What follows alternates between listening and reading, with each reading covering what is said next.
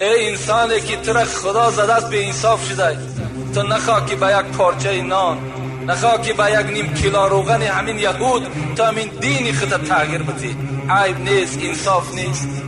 عمر اندک است برادر عزتمند، عمر اندک است. 50 سال 60 سال چنان گذری میکنه تو نمیفهمی، تو به خدای خود رو پرو میشه. این دین عند الله الاسلام، دینی که اون نجات دارد این اسلام است.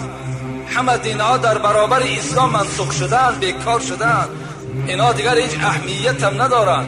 کسی چنگ زننده بغیر اسلام است، خدا بر او چی میگه؟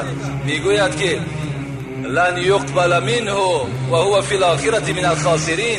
یقین بدان کسی که پیرو محمد نیست، کسی که چنگ زننده اسلام نیست، او کس در آخرت زیانکار است و اون کس در نزد خدا جوابگر است. حضرت بلال رضی الله عنه حبشی بودن. بلال از پیرویش و سرمه چشم، مولوی میگد سرمه چشم پیغمبر خدا از چی حساب شد؟ از حساب پیروی پیغمبر شد. حبشی بودن. وقتی آمدن رسول اکرم دیدن شیفته شدن.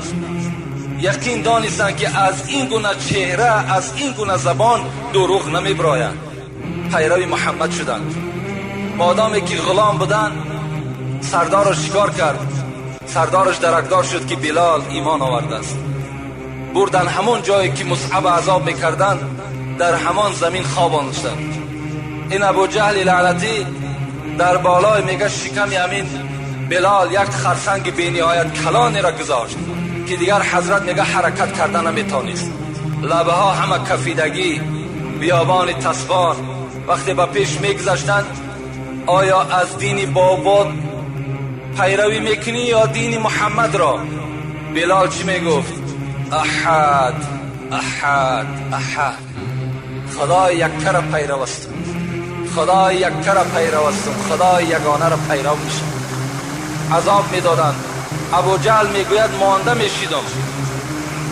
تاریخ میگوید ابو جهل از زدن بلال، امیه ابن خلف از زدن بلال مانده میشدند، لکن بلال نمیگشت. ابو بکر صدیق میگه با پیشش گذر کردم، نگاه کردم به نهایت حالش بد است. گفتم ابو جهل چند سو میفروشی بلال را؟ میگه گفت 100 تنگه. بلال میگه 100 تنگه برآورده در دستش دادم. بلال خلاص کردم، آوردم نزد رسول اکرم. میگه ابو جهل در تمام شهر آوازه کرد که اگر ابو بکر 1 تنگه میداد من میدادمش در عوضی که برای 100 تنگه داده است. ابو بکر صدیق اگر تو میدانستی منزلت بلال، اگر تو میدانستی که قدر بلال، تو میدانستی این توحیدی که در وجود بلال است، تو اگر 1 تنگه نه 1000 تنگه میگفتی من میخریدمش. وقتی آوردوش درون وجود بیرون سیاه بود، لکن درون آینه واری سفید بود. همه وجود ایمان بود. رسول اکرم دید که بی نهایت ایماندار است. حضرت اذان در دست بلال داد، دائما اذان میداد. وقتی رسول اکرم میگه در مدینه منوره از دنیا گذشتن، بلال دیگر طاقت نکرد، دیگر طاقت نکرد، ترک کرد، بر همون حبشستان خودش رفت. میگه 1 سال از بین گذشت که پیغمبر خدا را در خواب دید. میگه پیغمبر گفتش بلال این چی ظلم است که در حق ما کردی، بار زیارت نمیای؟ بلال میگه در خواب گفتمش رسول اکرم من دیگر در مدینه دور دادن نمیتونم. هر وقتایی که قبر مبارک تو را میبینم دیگر من طاقت مدینه در زندگی کردن نداشتم. میگه مادامی که خواب دید حضرت میگه گشته آمدم به مدینه. وقتی میگه مدینه در آمدم، امام حسین که میگه خیلی کلانسال شده بودن، مرا گفتن که مثل همون دوره پیغمبر خدا نمیبرای ای بلال 1 بار دیگر اذان بودی.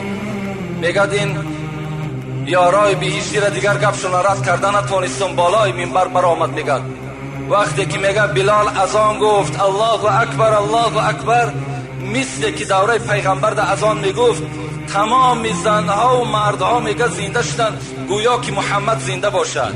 همه میگه از خانه ها بیرون شدن.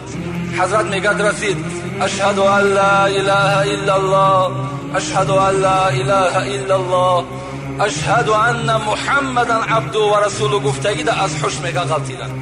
نام محمد بر زبان کران میگه حضرت در جاش غلطیدن.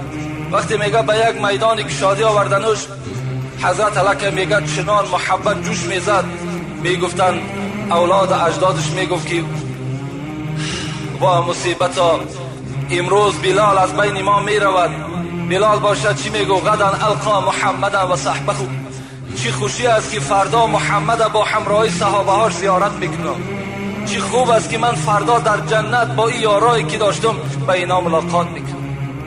با همین شیرینی محبت پیغمبری خدا تلخی جان حضرت میگد دیگر هیچ حس نکرد.